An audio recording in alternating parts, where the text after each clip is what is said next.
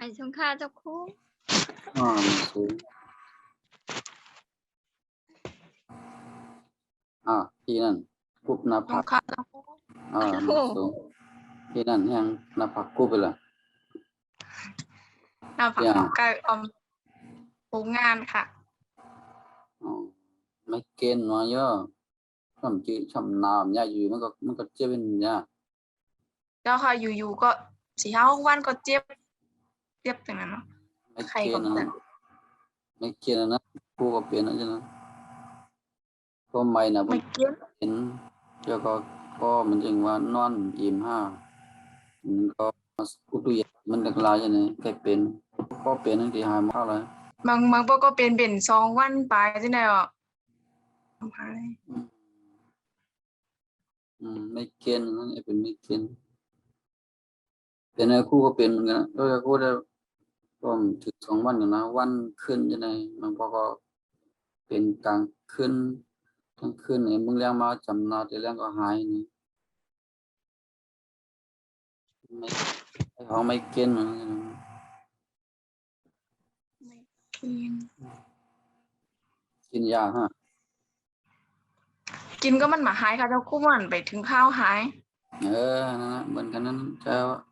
ก็ยาป้อเหมือนอย่างก็หัวมันติดเป็นเขากินก่อนหน้ามันได้หายนะเพราะว่ามาป้อนเป็นกินเนี่ยเหมือนอย่างนี้แค่กับยาเหมือนอย่างกับเฮ็ดมันนี่แค่เป็นอย่างเจ็บนะเจ็บนึงมัน โอ้โห มันใจว่าใครจำลองคณะเจ้าคู่มันได้เจ็บในก็หูแนวอ่ะมันจะหัวไข่มัน มัน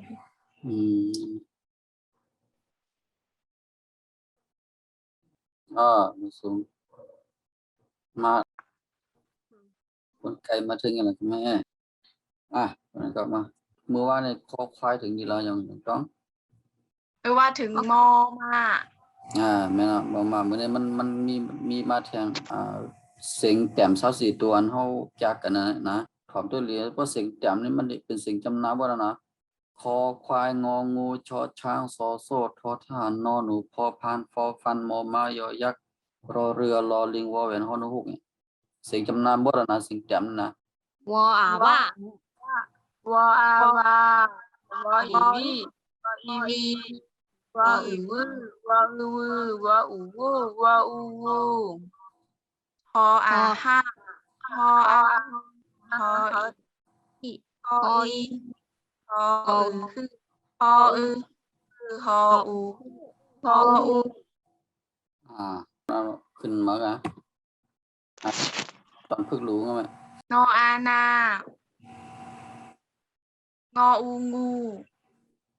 ชออาชานออีนี ชะนี สะนี เอาเสียงว่านั่นเสียงคำตัวนี้เป็นเสียงจำนาน่ะเสียงเป่าวัดรู้ พออาฝา ฟออาฟาก็ตัวอย่างน่ะตัวไหนเป็นตัวอย่างน่ะ ชอ ฮะ ชอช่าง ชอช่างน่ะ ฟออาฝาชออีซีฝาซี ก็ลิงไทยเขาก็ห้องลิงอย่างนั้น คออาค่า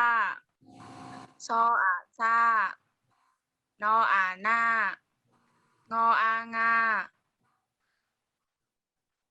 ชออาชาทออาทานออานาปออาฟามออามายออายารออาลารออาลาวออาวาฮออาฮาชออีซี่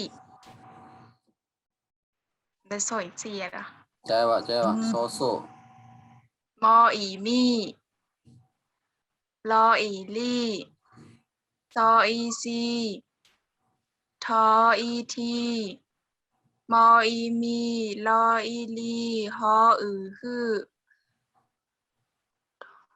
คออือคือมออือมือ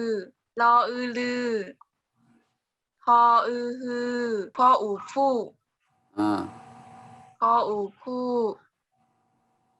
คออูคูงออูงูซออูซู ฟออูฟูฟออูฟูลออูลูทออาทายออายาทายารออาลาคออาคาลาคาฟออาฟายออูยูฟายุมออีมียออายามียามออามาซออีซี มาสอมาเสืออย่างนี้ซอโซ่เสียงจำหน้าเสียงเต็มอ่ะ ซออีซีอืม อาซีวออีวีซออาซา เสียงจำเตอเนี่ยมันเป็นไม่เป็นมันเป็นเสียงเต็มอ่ะเสียงเต็มเป็นเสียงจำเตอนะวิชา วิชาซออาซานออีนีนออีนีสะนีมออามาลออาล่ามะลามะลีลออาทารออูลูทะลูรออูลูงออูงูลูงูซออูซูมออือมือซูมือก็อากะทออือทือกะทือพออาฟ้า อ่า เอกฟ้าพออือมือฝ่ามือมออามาพออาหามาหาตออูตูไม่โทษตู้ยออายาตูยาออายออูยูอายุ งูดุapa lang kamu งูดุตออีตีงออูงูตีงูรออูลูหออูหูลูหู ชออาสาคออูคูตาคูปออูปูตออาชาปุตาชออาทาซอซออีสีทาสี selaเป็นเสียงยาก ยออายาดออีตียาตีฟออาฝาซออีตีฝาซีมออีมียออายามียาบออาวาจออาจาวาจากออากาลออาลากะลาก็อากาทออีทีกะทีนี่แหละทออีทีนี่แหละนั่นตัวนี้แหละตัวท่าก็วันตัวสละอีก็ว่า ท มัน อ นึก อีที่กะที่ นา งู ชอช้างนั่นเป็นเสียงแต้มอ่ะเสียงแต้มอันมันเป็นอยู่ในจุ่มของชาวสี่ตัวน่ะเสียงแต้มชาวสี่ตัวเสียงแต้มเนี่ยว่าตัวละสี่ตัวนะปอสระอามาเสร็จนั้นเป็นเสียงจำเตอร์นะเป็นเสียงจำเตอร์เพราะกับเป็นกอไก่ได้เป็นเสียงกลางเนี่ยปออามาแต่เป็นกะมันอย่างเสียงยักษ์อะขอไข่เสียงสูงปอสระอาแต่ก็มันไข่เหมือนเป็นเสียงยักษ์เหมือนกันอ่ะกะขานะเสียงกลางเลยอ่ะเสียงสูงเยอะนะเพราะสระอามันใส่แล้วมันออกเสียงเป็นอย่างเสียงยักษ์กะไปวายไว้วัดวายไว้แล้วก็ว่าวัดกะนี่นะก็ต้องเป็นเสียงสามเศร้าสี่ตัวเนี่ยกูตัวเนี่ยเพราะสระอามันใส่เป็นเสียงฉะนะกูตัวนะเดี๋ยวค่อยๆถึงพวกนี่นะเพราะสระอามาใส่ปุ๊บเนี่ยมันเป็นเสียงจำเตยกันเดียวนะเพราะว่ามันเป็นเสียงแต้มยอดตัวมันเป็นเสียงแต้มยอดนะ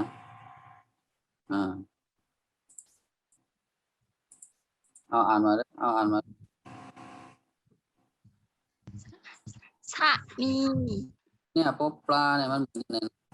พวกกับพวกมันมียักษ์นะเนี่ยมันมียักษ์เนี่ย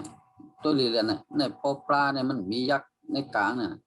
พวกอันนี้เป็นยักษ์ในกลางเนี่ยเป็นยังไงตัวยังไง này miยักษ์ในกลางให้นะบนห้องดูยังเนี่ย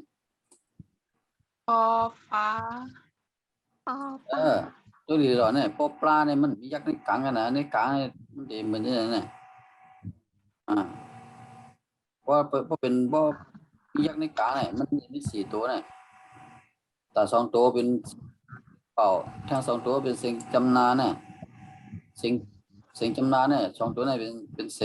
สิ่งแต้มเนี่ยพอพานฟอฟันขอพึ่งฟอฟ้าเนี่ยอันนี้เป็นสิ่งเป่าเนี่ยขอเตอรีรู้เนี่ยมันเป็นตัวอย่างเนี่ยพอปลาอะไรมีเหรอ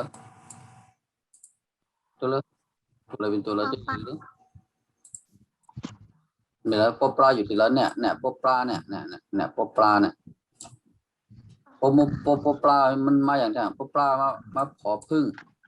มาอย่างมาขอฟ้าเนี่ยขอฟ้าเนี่ยพอปลาเนี่ยมันเบียหูมันดีวายออกนะเนี่ยพอปลาเนี่ยหูดีวายออกแล้วก็มันก็มียักษ์ในกลางนะพอฝอฟ้าเนี่ยหูมันดีวายเข้านะแล้วก็มียักษ์ในกลางมันแทนเนี่ยฝอฟ้าเนี่ยด้วยดีหรอปอปลาขอพึ่งฝอฟ้าเนี่ยมันเปิงกันเนี่ยมันเปิงกันทีละหนึ่งเปิงกันที่หูมันพอเป็นฝอฟ้าหูวายเข้าเป็นปอปลาหูวายออก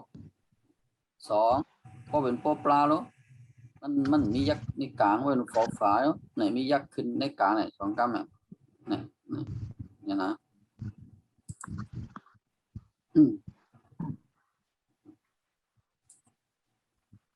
ปอปลา ปอปอมนจะปอ ปอปลา ปอฟ้าปอฟึ่งปอฟ้า เอาว่าไม่รู้ว่าไม่รู้ว่าไม่รู้ พออาผา ชออีซี คออาค่าชออาชา ปอน ออาหน้างออางาชออาชาทออาทานออานาพออาพามออามายออายารออาลารออาลาวออาวาพออาฮาชออีชิ อย่างนั้นนี่วันนั้นที่นั้น ชออีชิ เนี่ยชอช้างก็แล้วนะชอช้างเกาหลี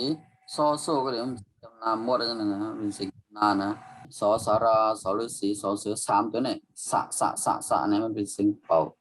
ก็กับว่าชอช้างซอโซ่เนี่ยเมื่อเขาอ่านก็มันเป็นสิ่งจำนายอยู่นะชอช้างซอโซ่เนี่ยเมื่อที่จะอ่านตรงนี้มันก็เป็นสิ่งจำนายอยู่ก็ไม่ป้อนป้องมาป้องตัวมันก็ต้องเป็นสิ่งจำนายเหมือนเก่านะเอาอ่านไม่ได้อ่านไม่ได้ ชออีชิมออีมิรออีลิชออีชิ nó sỏi xì đi ชออีชิ thì tỏi bọn này có bên sinh bảo này tỏi về nó mình để mi cả hơi lại tố sọ xà la có rư sĩ sọ sữa này có 3 ตัวnàyเป็นสิ่งเป่ามั่วแล้วนะนอกเหนือ3 ตัวเนี่ยมันจะสิ่งเป่าก็นอกเหนือ3 ตัวนั้นเป็นสิ่งจำนานะสิ่งจำนานะชอช้างซอโซ่ชอเชอเนี่ย3 ตัวในสิ่งจำนานะก็ว่างจอกเลยจริงเลยก็ว่างที่เลยก็มีตัวอย่างว่าป้องยังมีสระอย่างว่าป้องเนี่ยเป็นสิ่งจำนาหมดแล้วนะชอช้างซอโซ่ชอเชอเนี่ยเป็นจำนาเมื่ออ่านก็ต้องเป็นสิ่งจำนาชอเนี่ยชอช้างเนี่ยสิ่งจำนาเนี่ยซอโซ่เนี่ยก็สิ่งจำนานะทำดีนะซอเนี่ยมันที่ว่าขึ้นซอนะซอเนี่ยชอซอชอเนี่ยมันเป็นสิ่งจำนาขึ้นนะอันนี้รู้สอศาลาเนี่ยเสียงมันขึ้นเสียงปอนะสอศาลาสอฤาษีสอเสือนั่นแหละ3 ตัวนั้นนะก็วางจอถึงเลยมีสระยังมาป้องเนี่ยมันก็เป็นสิ่งปกติ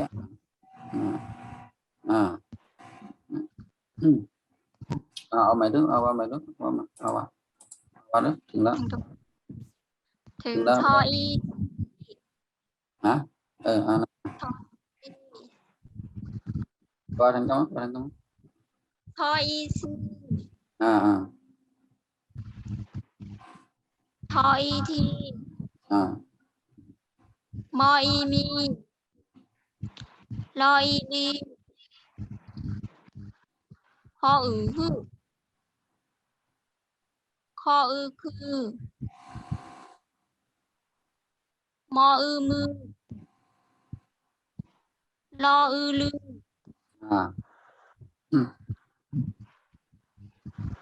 พออือฮึ เพราะเสียงแจ่มเนี่ยเอาสระอุมาใส่เยี่ยนเป็นเสียงจำเตอนะเอาอ่านมาเลยเพราะเป็นเสียงแจ่มเช่าสี่ตัวนี่นะพอเอาสระอุมาใส่เป็นเสียงจำเตอเอาใส่ก็เป็นเสียงจำเตอในอย่างต้องนั่นขึ้นคอร์ดด้วยกันนะอันพูดต่อไว้ใน YouTube นั่นนะขึ้นคอร์ดด้วยกันนะพูดสับเรื่องนี้ดูว่านะเอาว่ามาแล้วพออุผู ผูที่ล่ะฮะ พออุผู เนี่ยว่าผูนี่เป็นตัวพอพึ่งนี่นะเนี่ยพอพึ่งนี่เป็นเสียงนะพอพึ่งนี่เป็นเสียงกลางหรือจะพอสระอูมาใส่ปุ๊บเป็นเสียงผูเสียงพอพึ่งเป็นเสียงกลางพอสระอามาใส่ปุ๊บเป็นเสียงผะนะก็การในตัวนี้เป็นเสียงยังเสียงแจ่มเนี่ยพอพาน่ะพอพาในเสียงแจ่มพอสระอูมาใส่เป็นยังผูพอสระอามาใส่ยังเป็นพะเนี่ยนะผูพะอันนี้ผูผะเนี่ยนะเอาอ่านมาดูอ่านพอพานสระอุอ่านว่า พออุปุ นั่นแหละอุปุคออุคุ คออูคูงออูงูชออูชูพออูปูพออูปูลออูลูทออาทายออายาทายาลออาลาคออาคาลาคาพายุ ก็เป็นเสียงแจ่มเศร้าสี่ตัวเนี่ยนะมันจะเป็นเสียงจำนามหมดนะก็หมายเพราะเขาอ่านก็เขาก็เลยอ่านเสียงจำนาจ้อมนะเมื่อออกว่าเมื่ออ่านตัวเมียอ่านว่าพอพันก็นั้นเพราะมันมาป้องกับตัวสระอากับจะอ่านว่าพานะหรือว่าพ่อพานเป็นเสียงจำนาพ่อสระมาใส่เป็นผามันใจกันนะมันเป็นพ่อก็ต้องเป็นพ่อวันยังคำนั่นนะมันลายเป็นต่างเดียวนะปิยาสิวิสาทานิ